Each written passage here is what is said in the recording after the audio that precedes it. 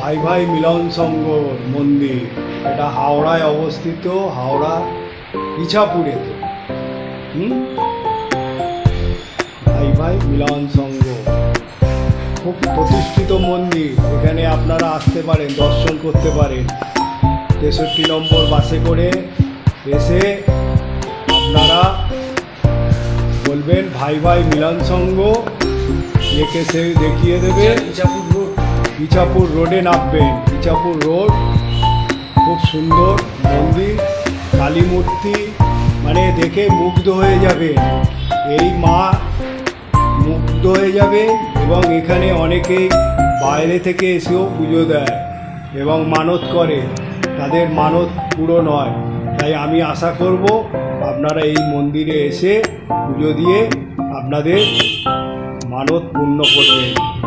আপনার নাম বলবেন এবং আপনি এই মন্দিরে ক বছর পুজো করছেন এবং আপনার মানে এই মন্দিরে বাইরে থেকেও লোক আসে, আর এখানে কোন কোন অনুষ্ঠান বেশি হয় সেটা বলবেন। এই দীপান্বিতা অমাবস্যা এগুলো। আপনার নাম হচ্ছে অজিত চক্রবর্তী। তা আমি পণ্ডিত মশাইয়ের কাছ থেকে এই মন্দির সম্বন্ধে শুনছি।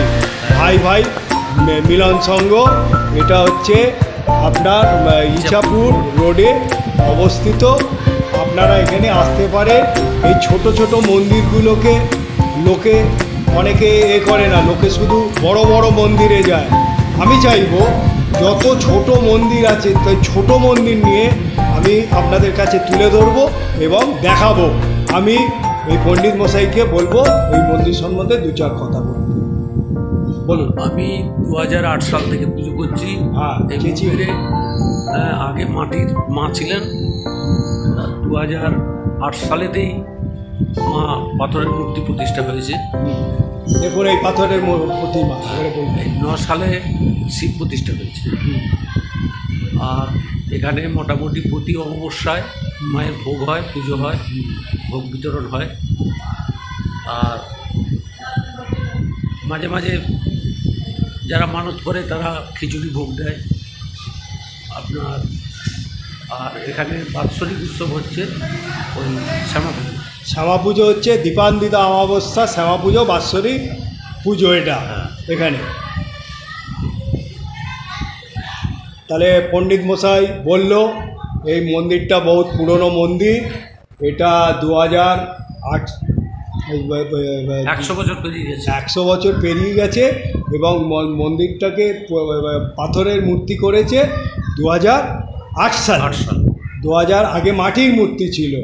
তা মায়ের এই শ্যামা মায়ের মূর্তি দেখুন, সম্পূর্ণ আলাদা। কি সুন্দর মূর্তি, মানে তুলনা নেই। এই 100 বছরের তারপরে ওপরে আছে রামকৃষ্ণদেব, কালী, তারপরে আছে তারা মা। এই মন্দির আপনারা মানে ছোটোর ওপরে এখানে ধূপ রাখার ব্যবস্থা রয়েছে। ধূপ মোমবাতি জ্বালাবার কত সুন্দর ছোট্ট জায়গার ওপরে। আসতে কোনো অসুবিধা নেই এই মন্দিরে। তুলসী মঞ্চ দেখুন, কত সুন্দর তুলসী মঞ্চ। আপনারা দেখুন কত সুন্দর তুলসী মঞ্চ। তারপরে এখানে আপনারা শিবের মাথায় সোমবার করে শিবের কোনো করলে শিবকেও জল ঢালতে পারেন। এই মন্দিরে আসবেন, কোনো খুব সহজ উপায়। 63 নম্বর বাসে উঠে বলবেন ইছাপুর রোড নেবে, 2 পায়ে হেঁটেই ছাতার মাঠ। এই মন্দির হচ্ছে মিলন সংঘ।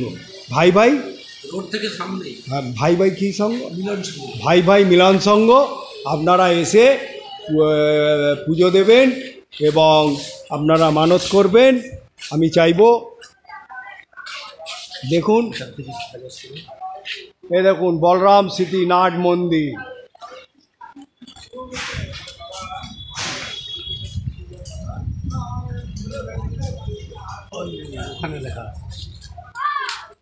ওই দেখুন ভাই ভাই মিলন সংঘ। এই দেখুন এইখান দিয়ে দেখা যাচ্ছে ইছাপুর রোড, হাওড়া 5। তাই আমি আশা করব আপনারা এই মন্দিরে আসবেন, পুজো দেবেন। আমি চাই এই মন্দির আরও বড় হোক, বা বাইরে থেকে লোক আসুক এখানে কিন্তু একটা কথা আমি বলে দিচ্ছি, এই মন্দিরে এসে আপনারা মনস্কামনা করলে পূর্ণ হবে। এই মন্দিরে যা আমি পণ্ডিত মশাইয়ের কাছ থেকে শুনলাম, এই বলে আমি শেষ করলাম। এবারে আমি অন্য দেখে যাচ্ছি। তাই আপনারা পারেন যদি এইটা লাইভ, শেয়ার এবং সাবস্ক্রাইব করে দেবেন। আর আমার কোনো ভুলভ্রান্তি থাকলে আপনারা আমাকে তুলে ধরবেন। জয় মা কালী।